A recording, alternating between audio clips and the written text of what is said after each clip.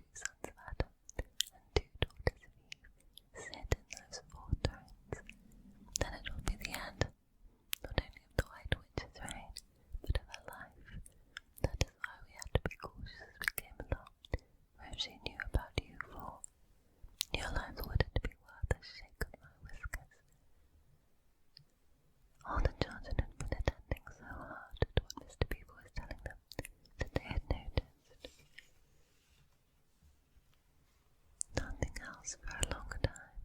Then during the moment of silence that followed his last remark, Lucy suddenly said, "I say, where's Edmund?"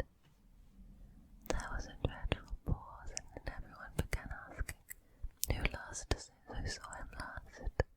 How long has he been missing? Is he outside? And then all rushed to the door and looked out. The snow was falling thickly and steadily. The green eyes of the pool had vanished under a thick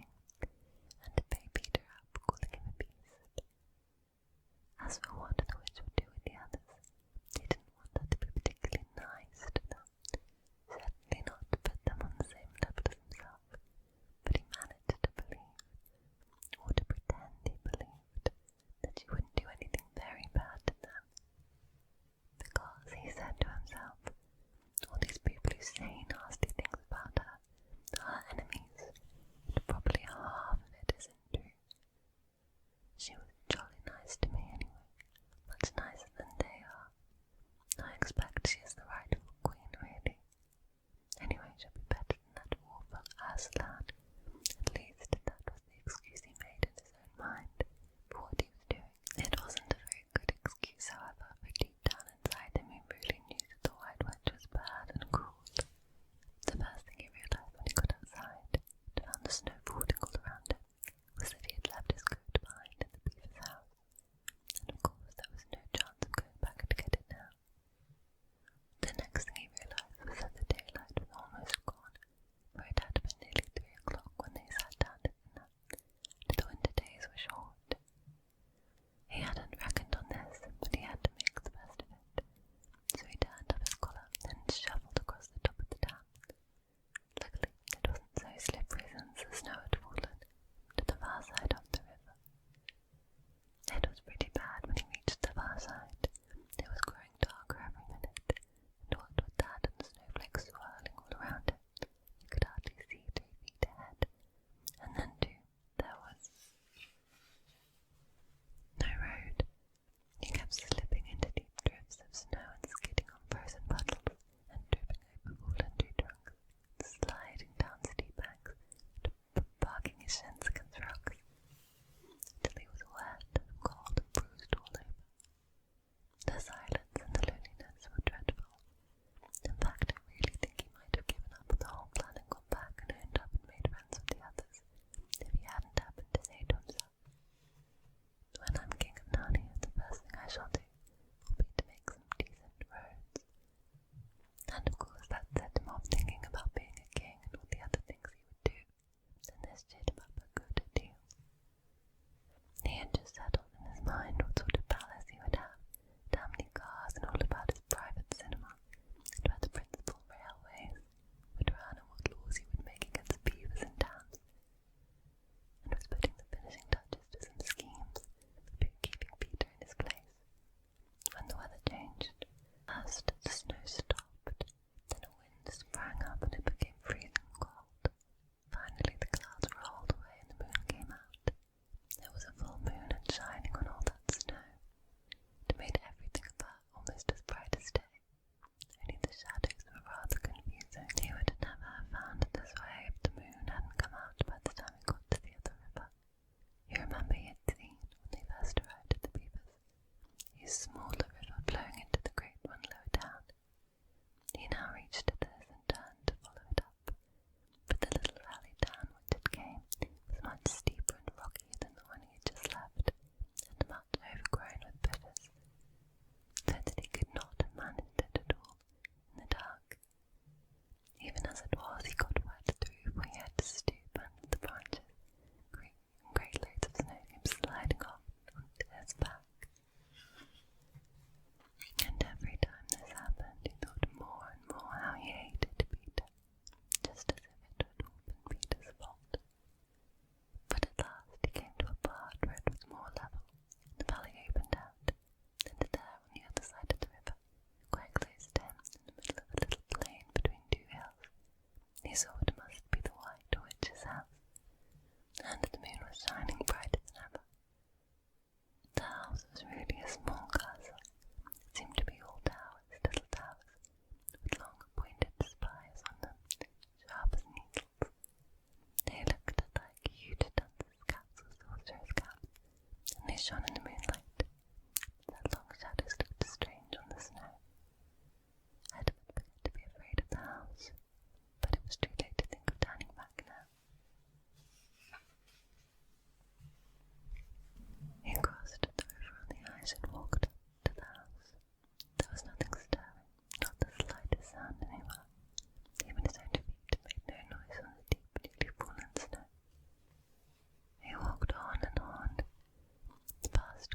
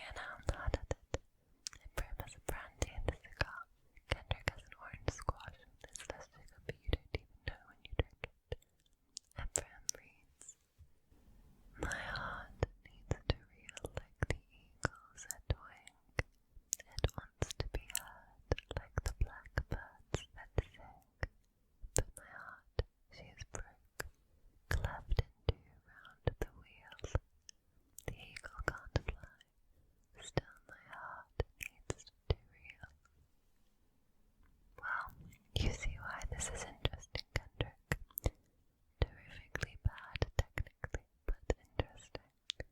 Her heart wishes to rear like an eagle, she says. Abraham has sent Kendrick a copy of the text, and is reading from his own copy. But 2 lines later, that heart is cleft in 2 round the wheel. There are golden eagles, and bald eagles, and black eagles, says Kendrick. They eat mice. Do you know any other kinds of eagles? I don't know anymore. Of course, a hawk is a type of eagle, says Abraham. Kendrick writes this down. Now, 904 eagles, says Kendrick. If you break a heart around a wheel, says Abraham. And I'm just thinking out loud here, Kendrick. Are we to take it that Heather Garber wants us to take an anagram of the word heart, combine it with another word for wheel? Maybe, says Kendrick, maybe she might do. Or, says Abraham, if it is cleft in 2, perhaps she wants us to place a word for wheel within the 2 broken parts of heart. Perhaps, nods Kendrick, she has messy handwriting, doesn't she? I have good handwriting, but only if I concentrate. We need another word for wheel, says Abraham. As a noun we have disc, hoop, at a push, circle, as a verb. A verb is a doing word, says Kendrick. Quite so, agrees Abraham.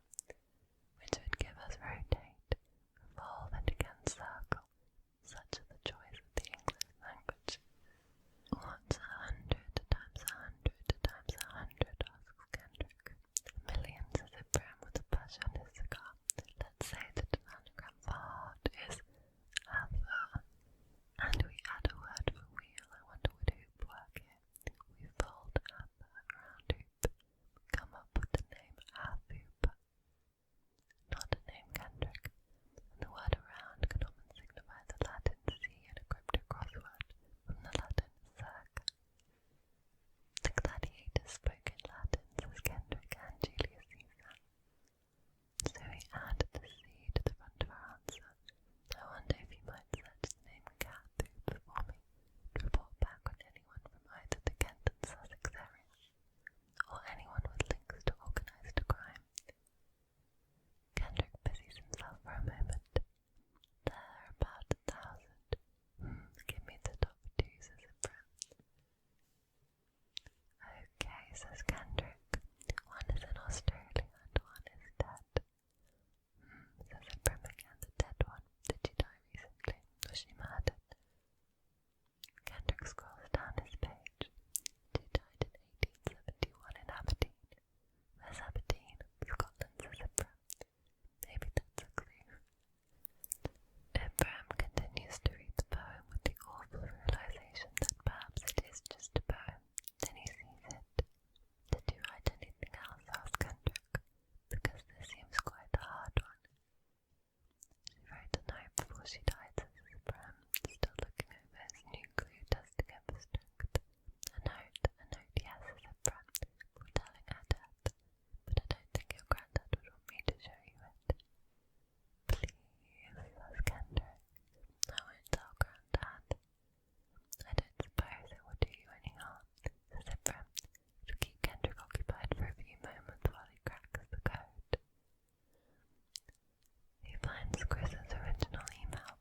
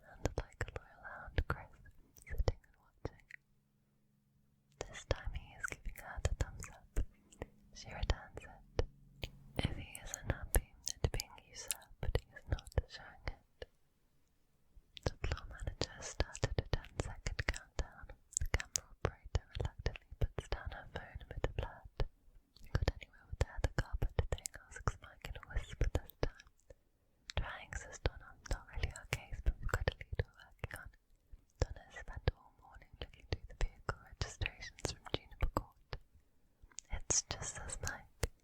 I know, says Donna. I know what Bethany Waite's meant to you. She was the real deal, says Mike. Have you looked into the floor manager accused the studio? Plenty of knives in a bakery, that's for sure, says Mike to camera. And plenty of knives on the streets of Kent too. But this is less a case of our daily bread, and more a case of our daily den. The talk is through our area's latest war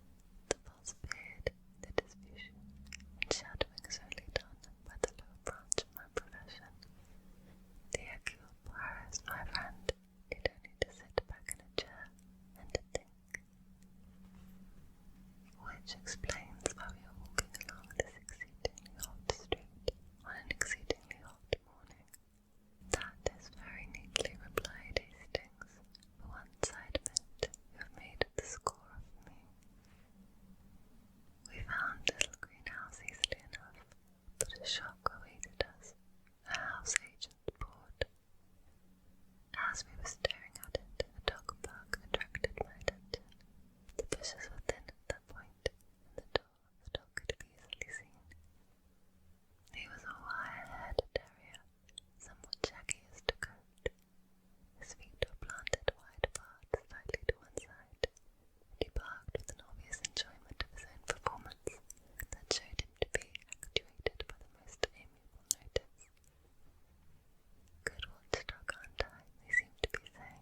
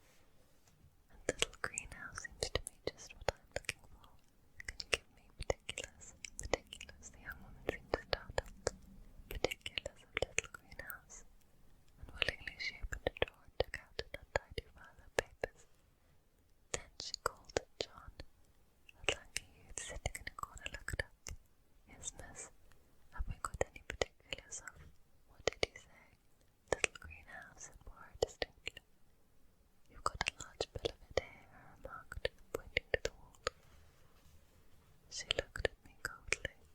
2 to 1 she seemed to think was an unfair way of playing the game. She called up her own reinforcements. You don't know anything about the little greenhouse, do you, John? No, this should be in the file. I'm sorry, said the young woman without looking so in the least. I rather fancy we must have sent all the particulars out. C'est dommage, pardon, a pity. We've got a nice bungalow at Emerald and 2 bed, one said. She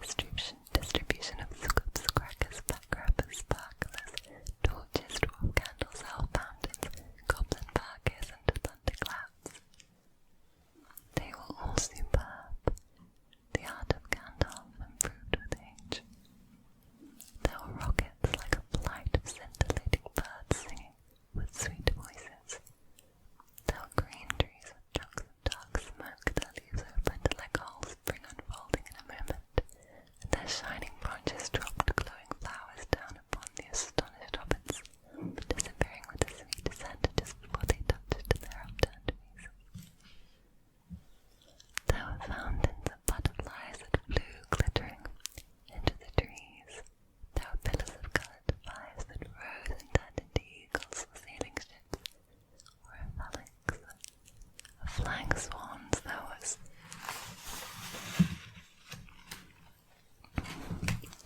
red thunderstorm and a shower of yellow rain. There was a forest of silver spears that sprang suddenly into the air with a yell, like an embattled army, and came down again into the water with a hiss like 100 hot snakes. And there was also one last surprise, in honour of Bilbo, and it startled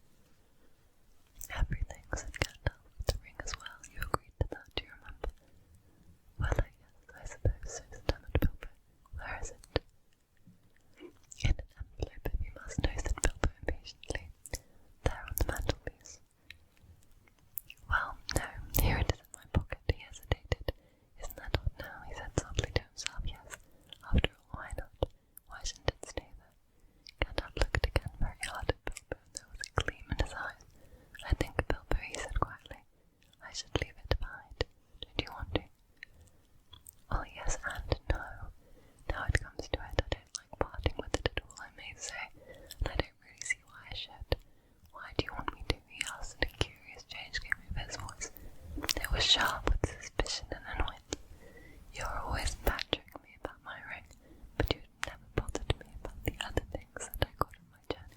No, but I added about juice and Gandalf. I wanted the truth. It was important. Magic rings are well magical, and they are very rare, and they are rare. And curious, I was professionally interested in your ring, you may say, and I still am. I should like to know where it is.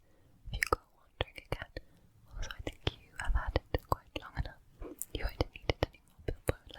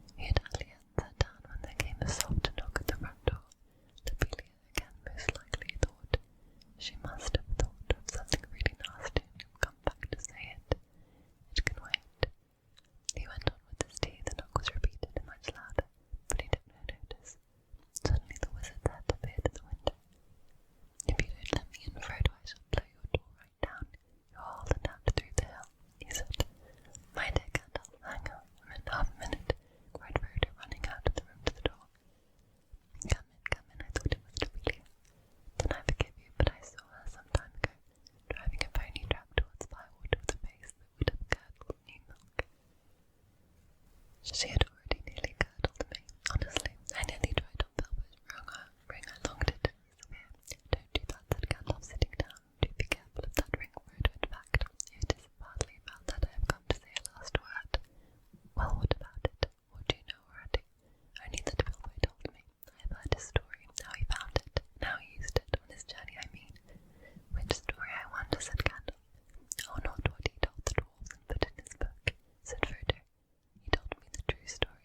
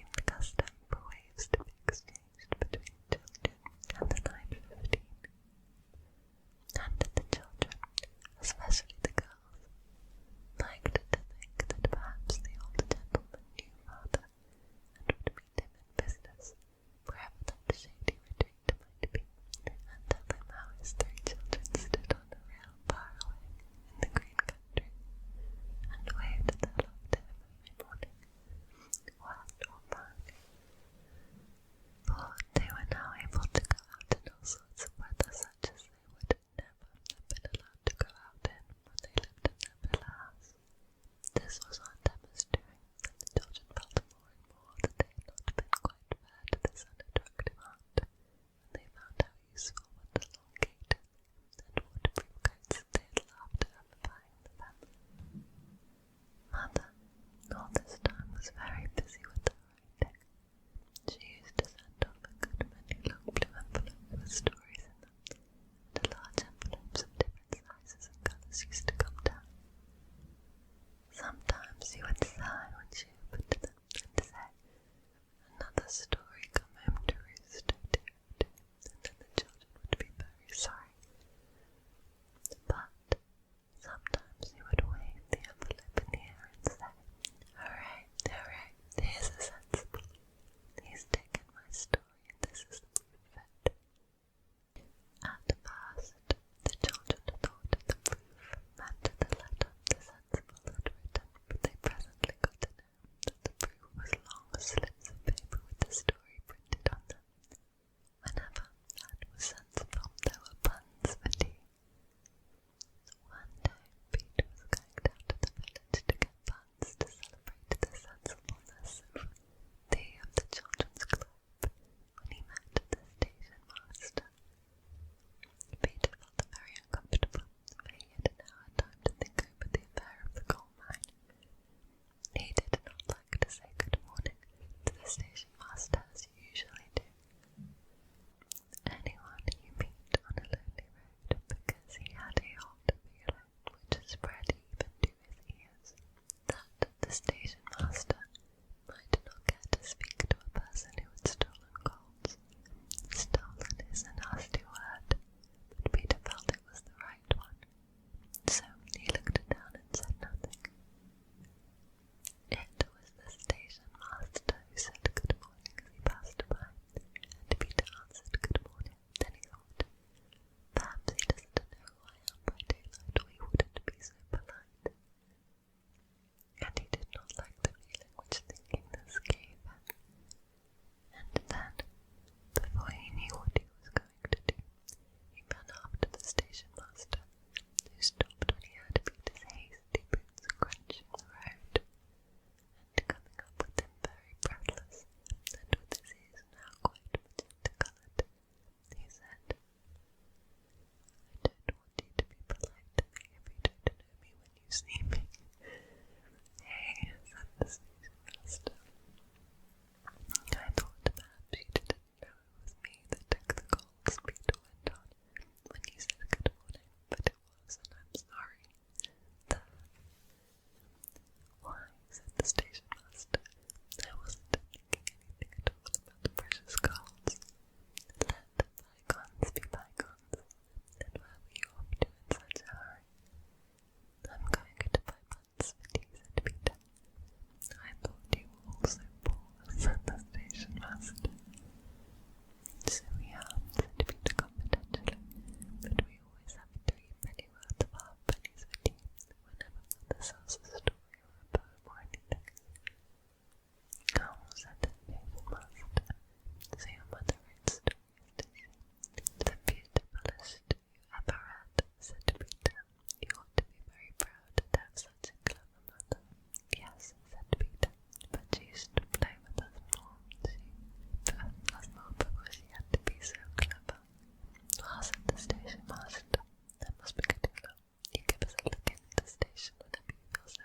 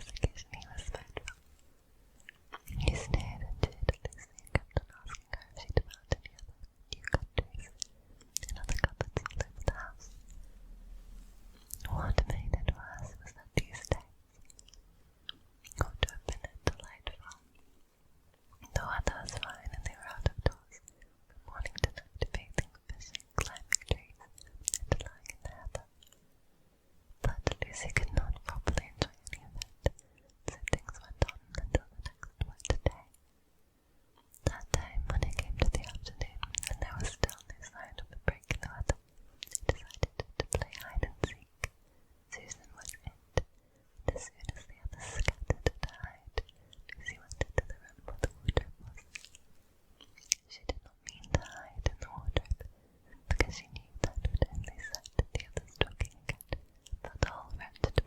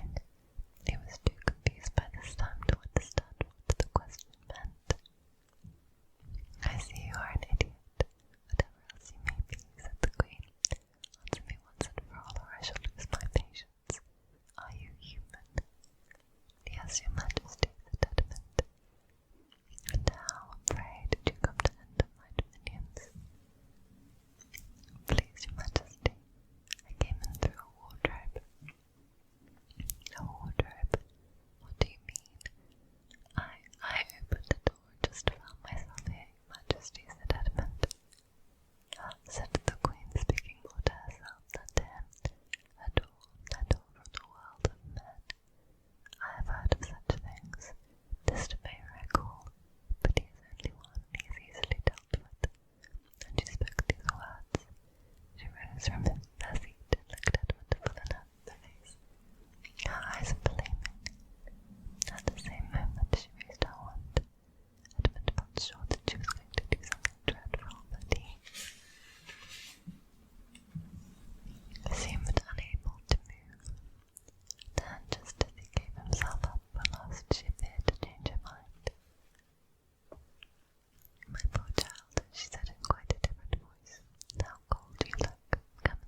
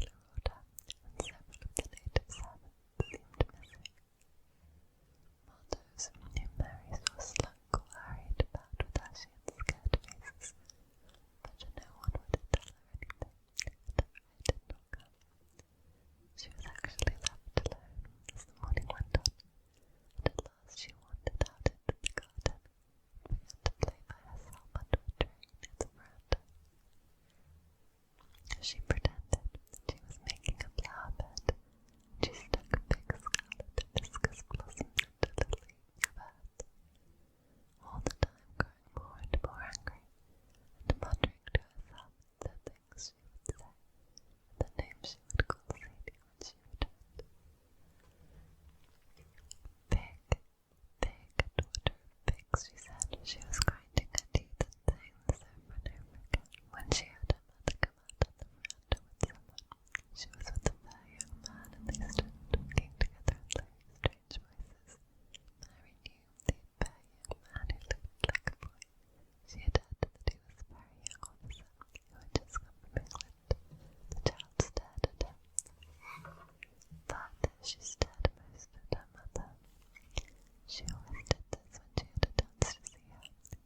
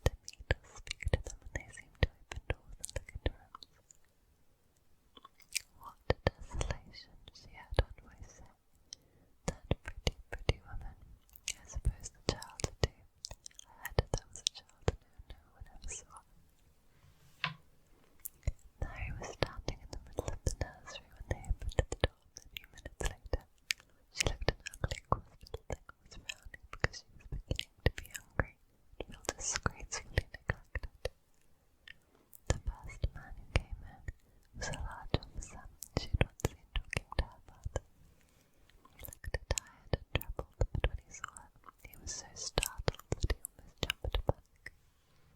Barney, he cried out, there is a child here, a child alone, in a place like this. Mercy on us, who is she? I am Mary Lennox, said the little girl said, drawing herself up swiftly. She thought the man was very rude to call her father's mother. A place like this.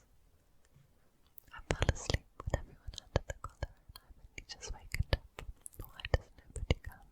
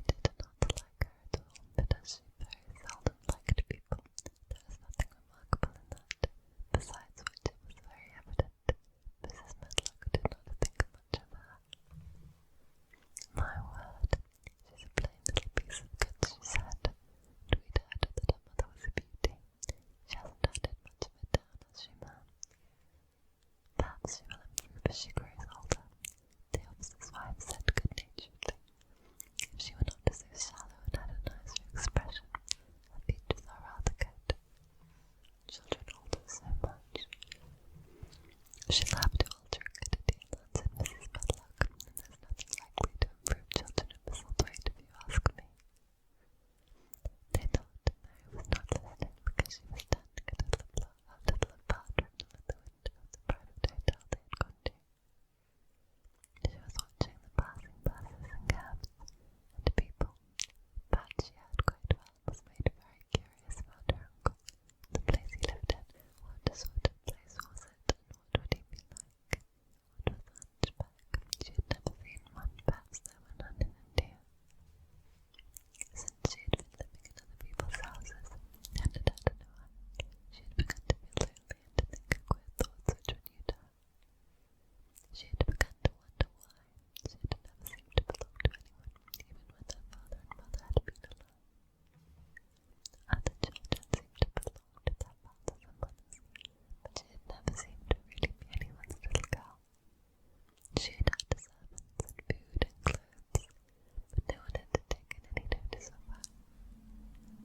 She did not know that this was because she was a disagreeable child, but then of course she didn't know she was disagreeable. She often thought that other people were, but she did not know that she was so herself. She thought Mrs. Medlock the most disagreeable person she had ever seen, with her common highly coloured face and her common fine bonnet. When the next day they set out on their railway journey to Yorkshire, she walked through the station to the railway carriage, with her head up, and trying to keep as far away from her as she could, because she did not want to be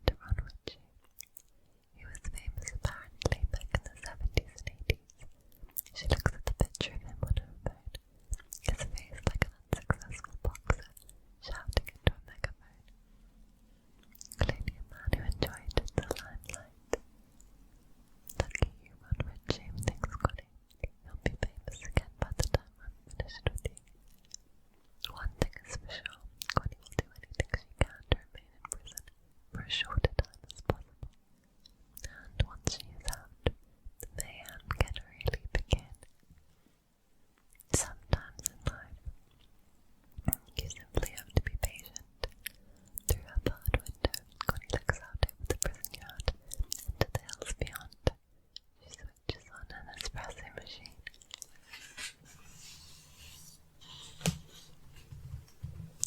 Chapter 3. My good Pauline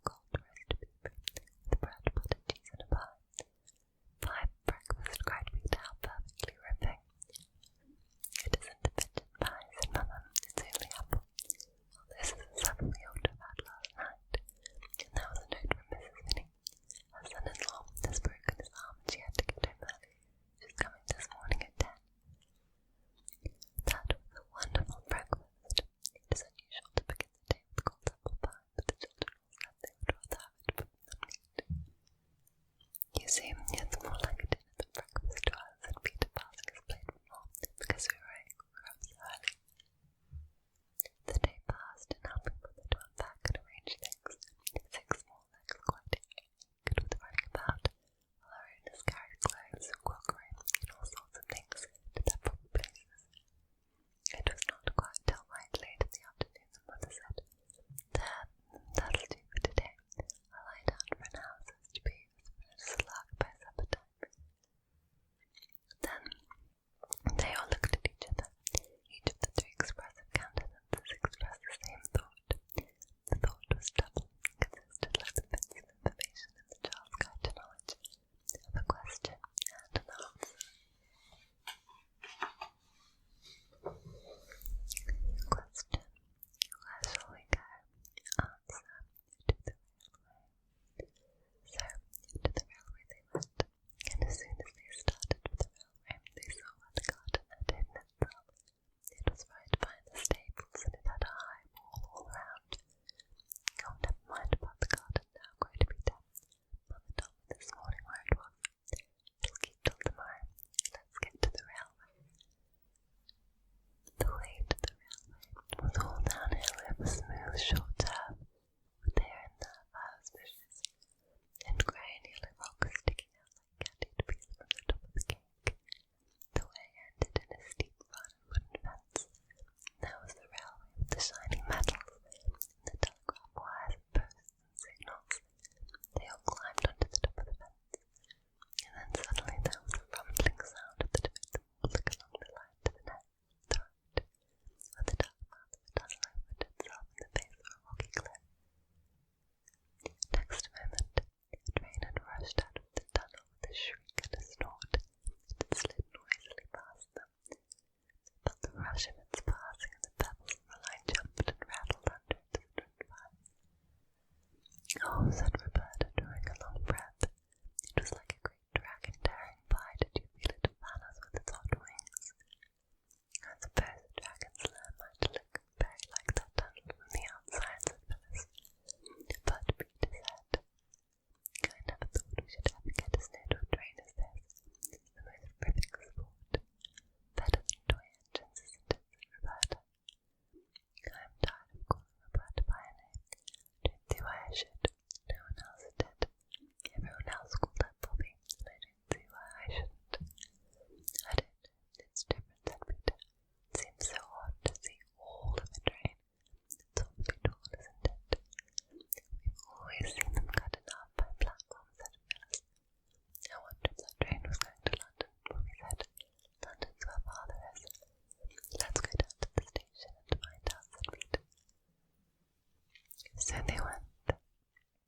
They walked along the edge of the line, and heard the telegraph wires humming over their heads. When you're in the train, it seems such a little way between post and post, and one after another the posts seem to catch up the wires almost more quickly than you can count them.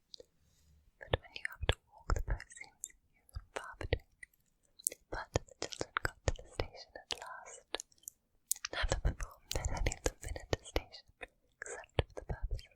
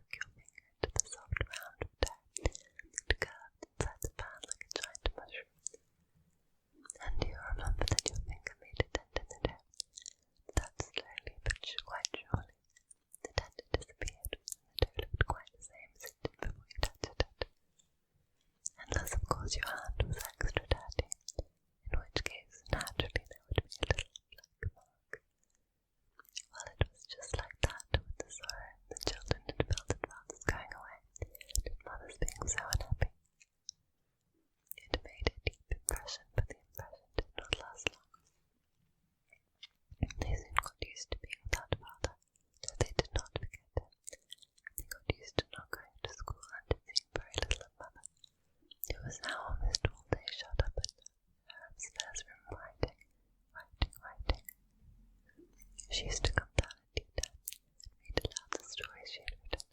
They were lovely stories.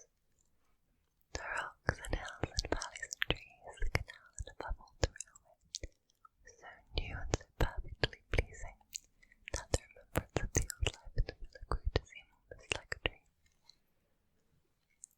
Mother had told them more than once that they were quite poor now, but this did not seem to be anything but a way of speaking. Grown-up people, even Mother, often make remarks that don't seem to mean anything in particular, just for the sake of saying something seemingly. There was always enough to eat. They wore the same kind of nice clothes they'd always worn. But in June came 3 wet days. The rain came down, straight as lances, and it was very, very cold.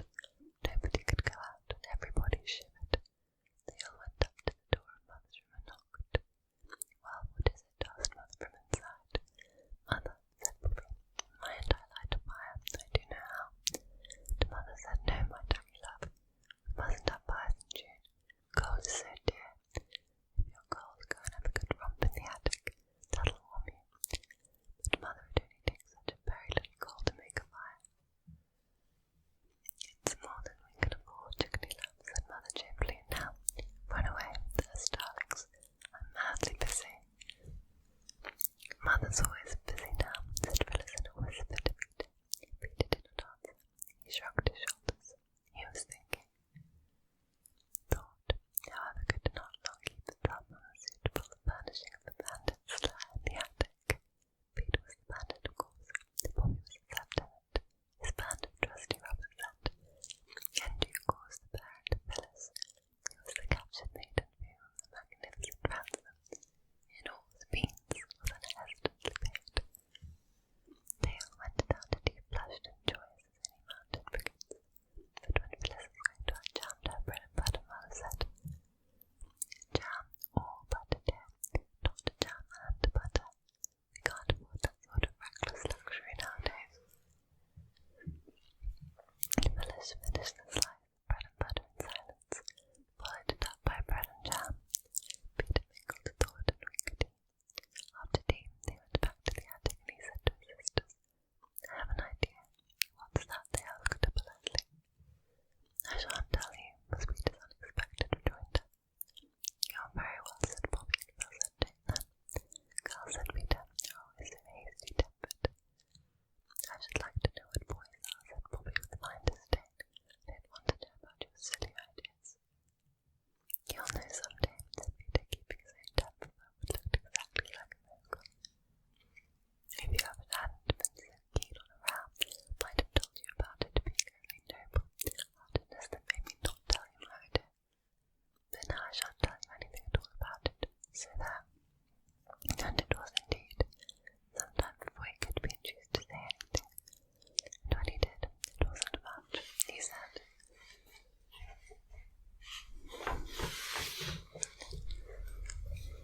"The only reason why I won't tell you my idea that I'm going to do is because it may be wrong and I don't want to drag you into it." "And don't you do it if it's wrong, Peter," said Bobby. "Let me do it."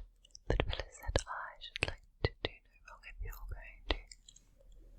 "No," said Peter, rather touched by this devotion. "It's a forlorn hope and I'm going to lead it.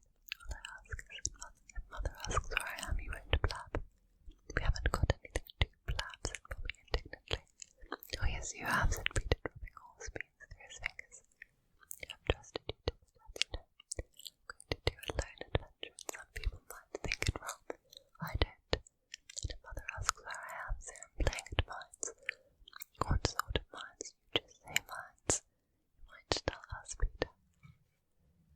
"Well then, coal mines. But don't you let the word pass your lips on pain of torture." "You needn't threaten," said Bobby, "and I do think you might let us up." "If I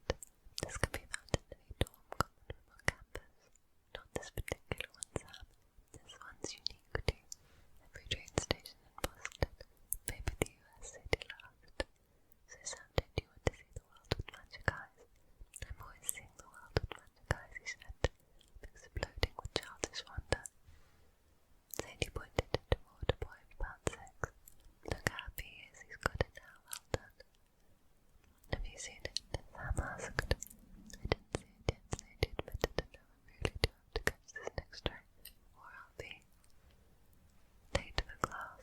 Surely you have another 5 minutes so that you can see the world with magic eyes, Sam said. Maybe next time. Come on, Sadie. There'll always be another class. How many times can you look at something and hear that everyone around you is seeing the same thing, or at the very least, their brains and eyes are responding to the same phenomenon? How much proof do you ever have that we're all in the same world?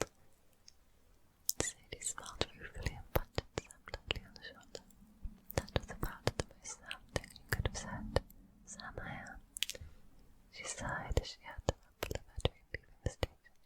If I fail advanced topics and computer graphics, it's your fault. She repositioned herself so that she was looking at the poster again. You do it with me, Sam? Yes, ma'am. Sam was quite assured, so he stared straight ahead. He had not understood the stare to 18 years. Directions on the poster said to relax one's eyes and to concentrate on a single point until the secret image emerged.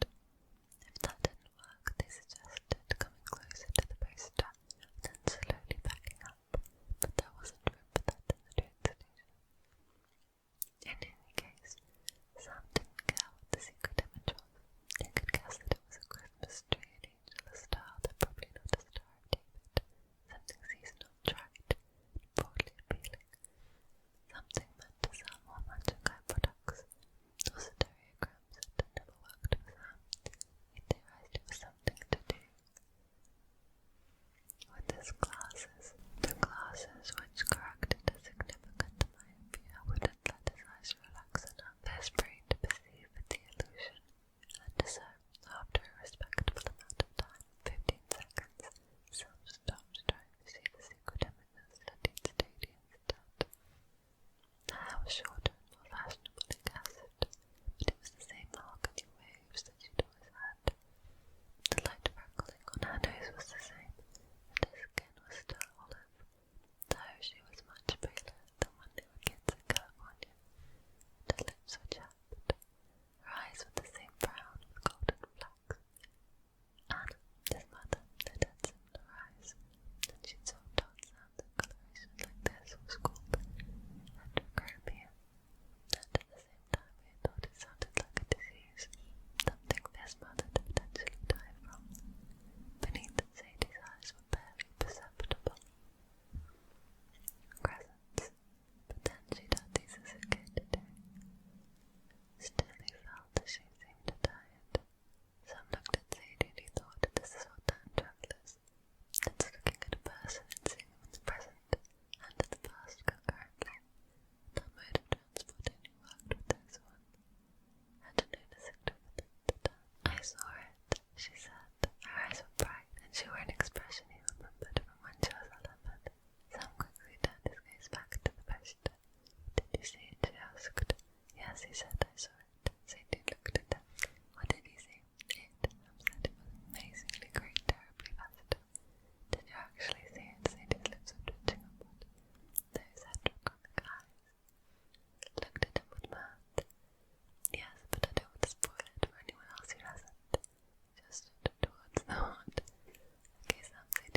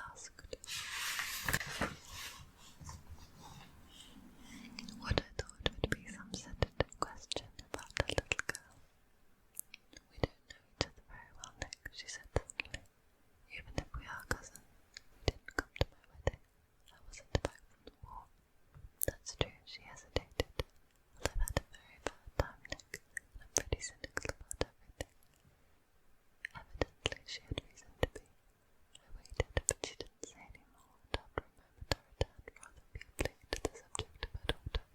I suppose she talks and eats and everything. Oh yes, she looked at me absently. Listen, Nick, let me tell you what I said when she was born. Would you like to hear? Very much. It'll show you how I've gotten to feel about things. Well, she was less than an hour old. Tom was God knows where. I woke up out of the theatre.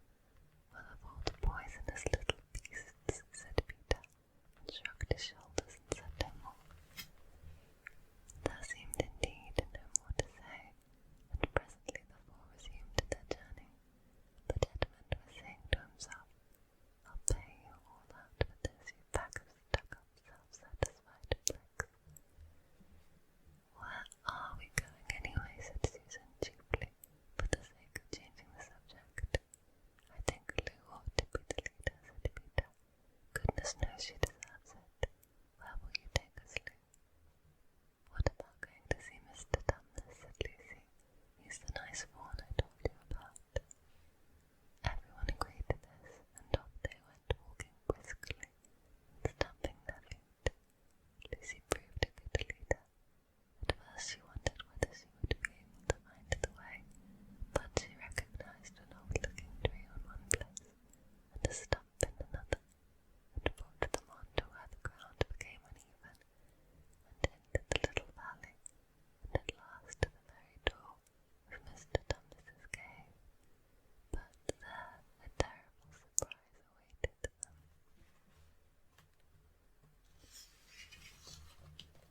The door had been wrenched off its hinges and broken into bits. Inside, the cave was dark and cold,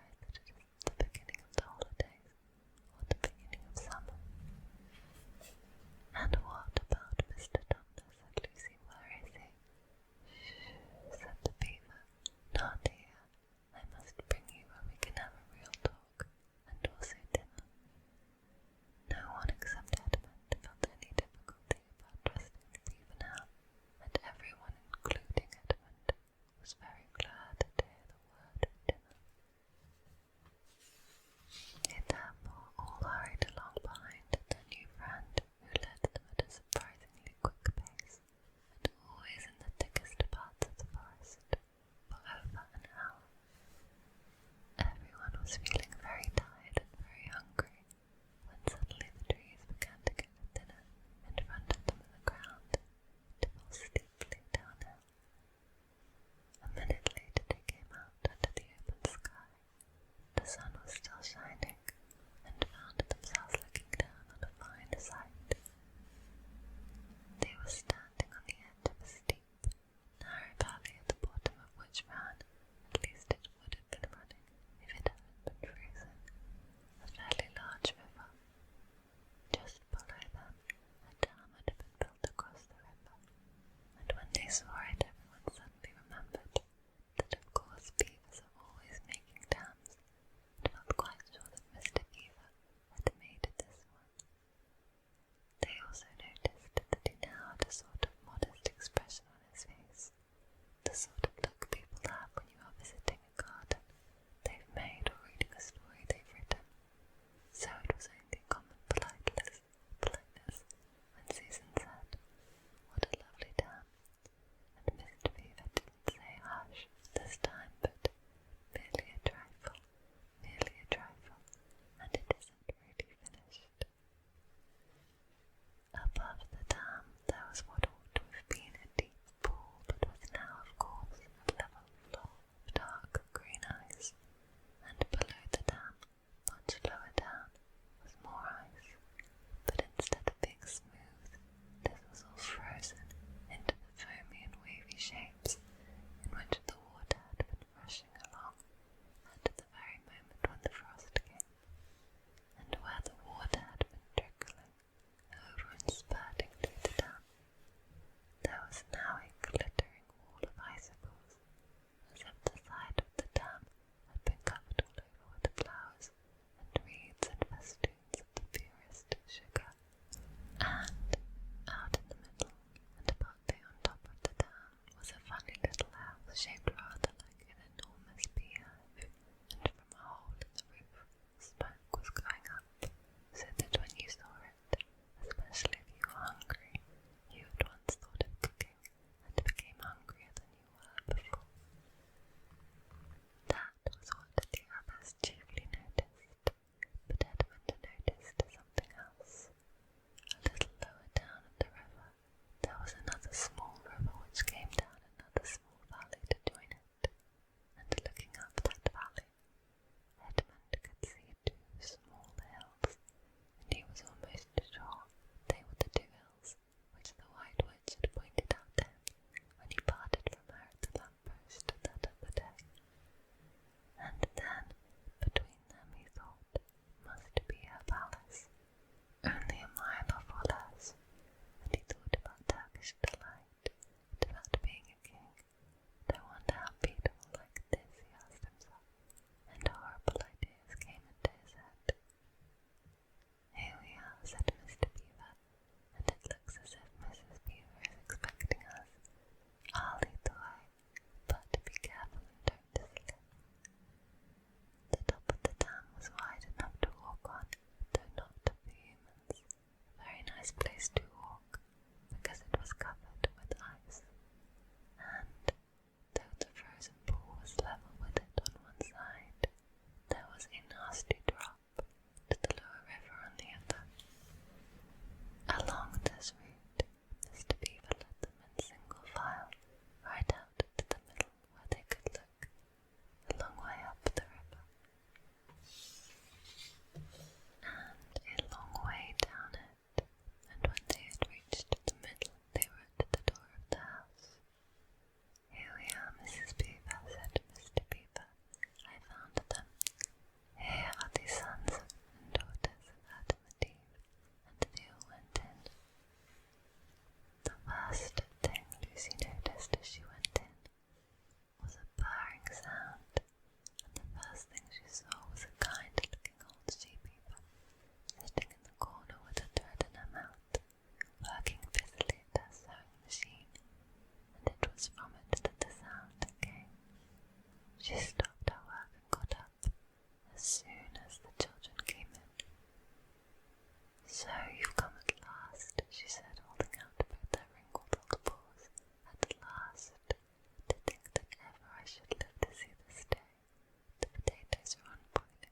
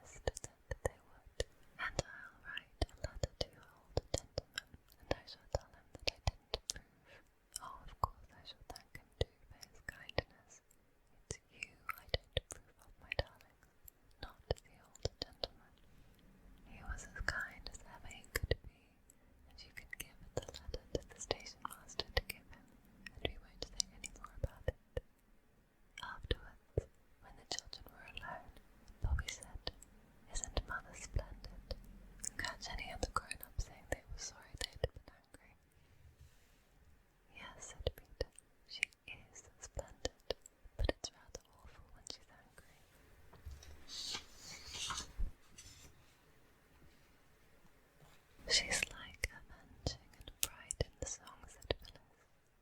I should like to look at her if it wasn't so awful. She looks so beautiful when she's really downright furious. They took the letter down to the station master. I thought you said you hadn't got any friends except in London City. We've made him since, said Peter, but he doesn't live hereabouts. No, we just know him on the railway. Then the station master retired to that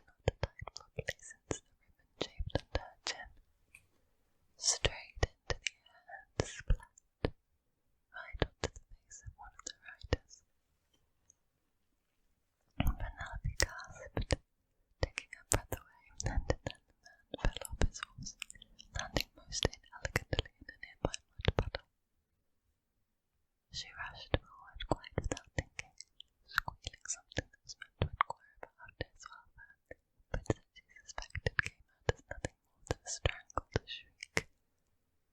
He would, of course, be furious with her, since she had effectively knocked him off his horse and covered him with mud, two things guaranteed to put any gentleman in the foulest of moods. But when he finally rose to his feet, brushing off whatever mud could be dislodged from his clothing, he didn't lash out at her, he didn't give her a stinging set down, he didn't yell, he didn't even glare. He laughed.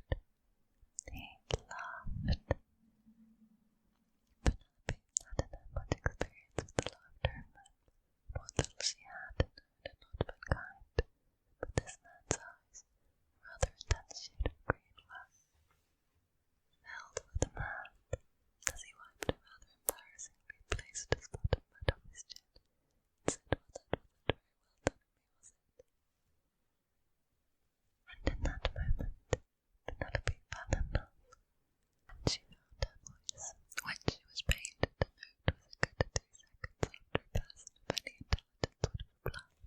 She said, "Oh no, it is I who should apologize. That bonnet came right off my head," and she stopped talking when she realized he hadn't actually apologized, so there was little point in contradicting him. It was notable, he said, giving her a somewhat amused smile.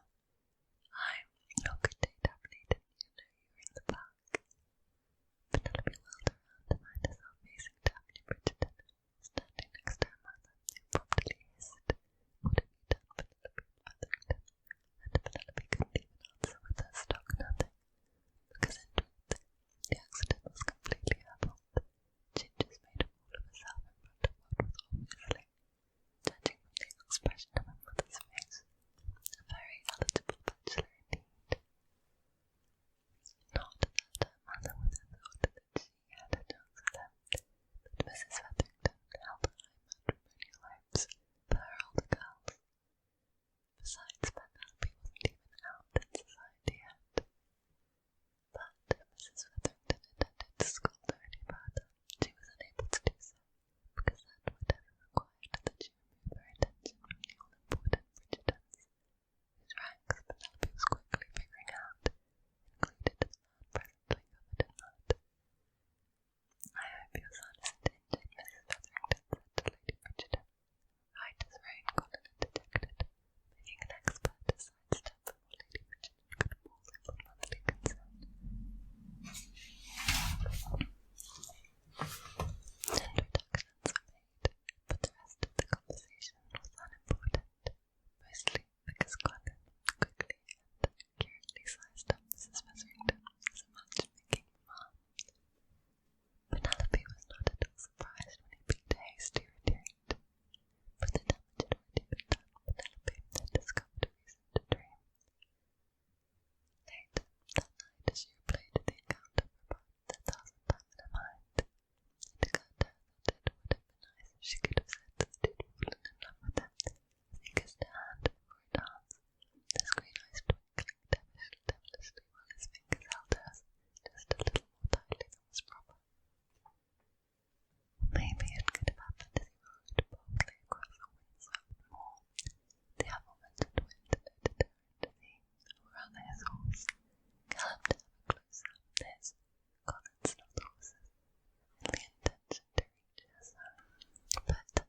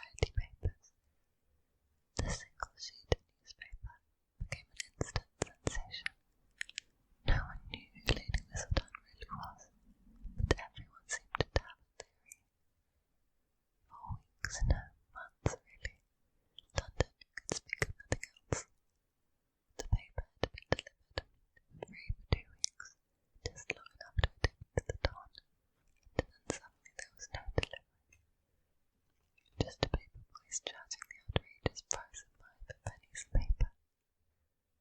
But by then no one could live without the almost daily dose of gossip, and everyone paid their penny. Some woman, or maybe some people speculated some man was growing very rich indeed. What set the Lady Whistledown society papers apart from any previous society news sheets was that the author actually listed her subject names in full. There was no hiding between abbreviations, such as Lord B or Lady B. If Lady Whistledown wanted to write about someone, she used his full name. And when Lady Whistledown wanted to write about Penelope Featherington, she did. Penelope's first appearance in Lady Whistledown's society papers went as follows. Miss Penelope Featherington's unfortunate gown left the unfortunate girl looking like nothing more than an overripe citrus fruit. A rather stinging blow to be sure, but nothing less than the truth. Her second appearance in the column was no better. Not a word was heard from Miss Penelope Featherington, and a new wonder, the poor girl appeared to have drowned amidst the ruffles of her dress. Not that Penelope was afraid anything that would enhance her popularity, but the season wasn't a complete disaster. There were a few people with whom she seemed able to speak. Lady Bridgerton of all people took a liking to her, and Penelope found that she could often tell things to the lovely Viscountess that she would never dream of saying to her own mother. It was through Lady Bridgerton, that she met Eloise Bridgerton, the younger sister of her beloved Colin. Eloise was also just turned 17, but her mother had wisely allowed her to delay her debut by a year. Even though Eloise possessed Bridgerton good looks and charm in abundance. And while Penelope spent her afternoons in the green and cream drawing room at Bridgerton House, or more often up in Eloise's bedchamber, where the two girls laughed and giggled and discussed everything under the sun with great earnestness, she found herself coming into occasional contact with Colin, who, at 22 and 20, had not yet moved out of the family home and into bachelor lodgings. If Penelope had thought she loved him before, that was nothing compared to what she felt after actually getting to know him. Colin Bridgerton was witty, he was dashing, he had a devil-may-care juxtaquality to him that made women swoon, but most of all, Colin Bridgerton was nice. Nice, such a silly little word, should have been banal, but somehow it fit him to perfection. He always had something nice to say to Penelope, and when she finally worked up the courage to say something back, other than the very basic greetings and farewells, he actually listened, which made it all the easier the next time around. By the end of the season, Penelope judged that Colin Bridgerton was the only man with whom she had managed an entire conversation. This was love. No, this was love. A silly repetition of words perhaps, but that was precisely what Penelope did on a ridiculously expensive sheet of writing paper, along with the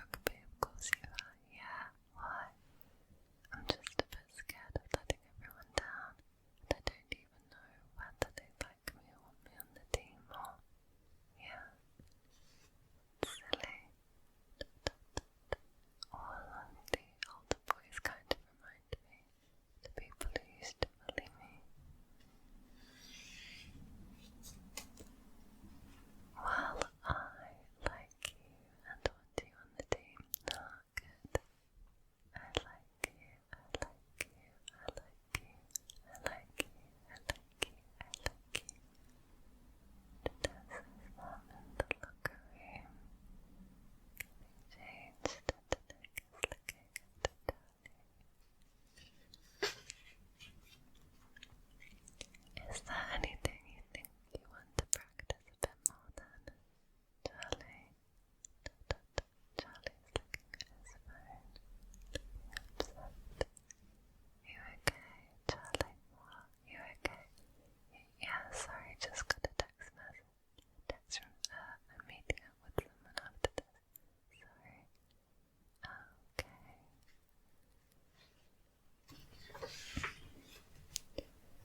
Physical education. You're at rugby, right? Maybe in the music blog afterwards. Why? Please, Charlie, I want to talk. Fine. What's the point? And Nick is watching Charlie go into the musical. Charlie, you're wearing a coat. It's not even cold. It's February. Lame.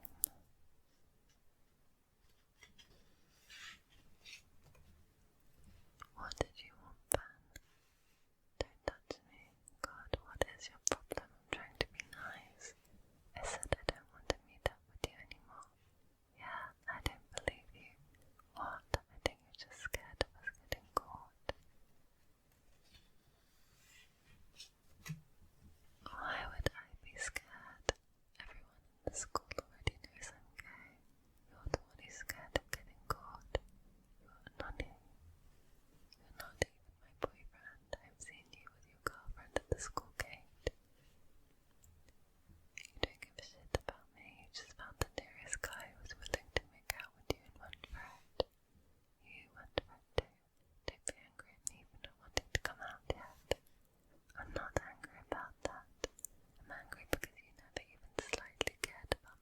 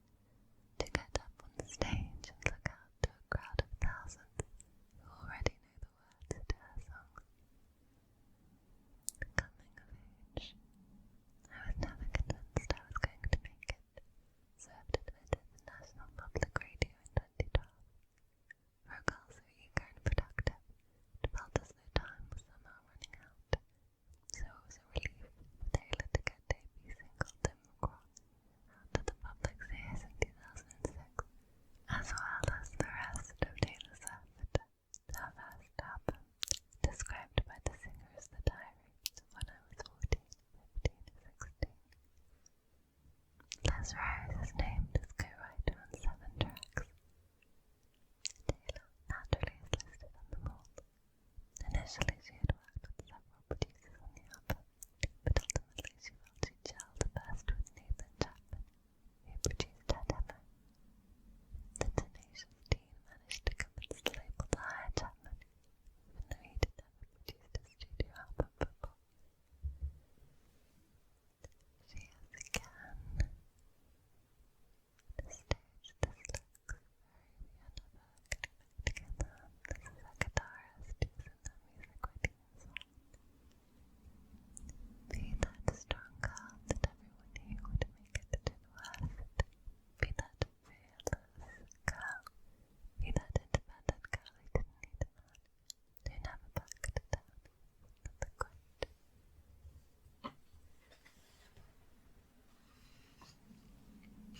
This is again with lovely, sparkly eyes. The necklace, curls and a studded guitar strap. When someone apologizes to you enough times for things they'll never stop doing, I think it's fearless to stop believing them. It's fearless to say you're not sorry and walk away. That's another quote. Tim McGraw. Tim McGraw was Taylor's first single, released on 19th of June 2006. Taylor wrote this song during her freshman year of high school, knowing that she and her then boyfriend, the senior, would break up when he left for college. The singer said she wanted her ex to be reminded of me. Lyrically, the song evokes those moments which Taylor thinks should remind him of her. One being the Tim McGraw song, Can't Tell Me Nothing, from the country stars Live Like You Were Dying album. The track performed well, reaching number 40 in the Billboard Hot 100 and being certified platinum. Although it was the country charts, naturally it registered the most success, with the track peaking at number 6 on the Hot Country Songs chart. The album's 4 other singles, Teardrops on My Guitar, Our Song Picture to Burn and Should Have Said No, went to platinum too. Our song became Swift's first number 1 on Hot Country Songs.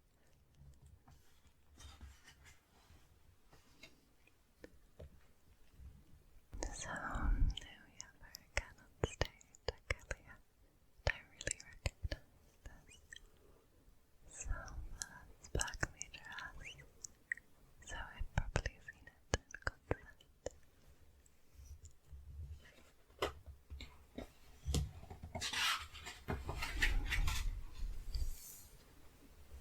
From the Heart.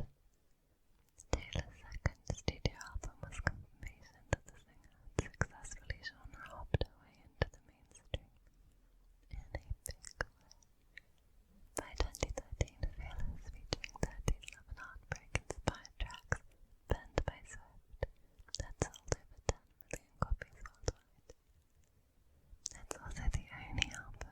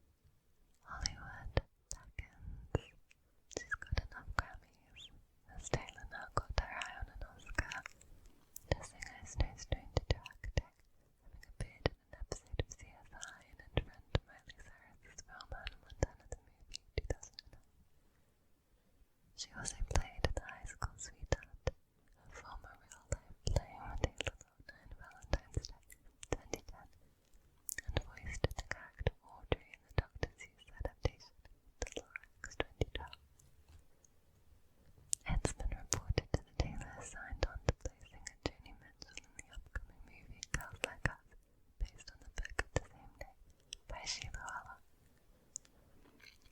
She's already got the house in LA, having purchased a $3.5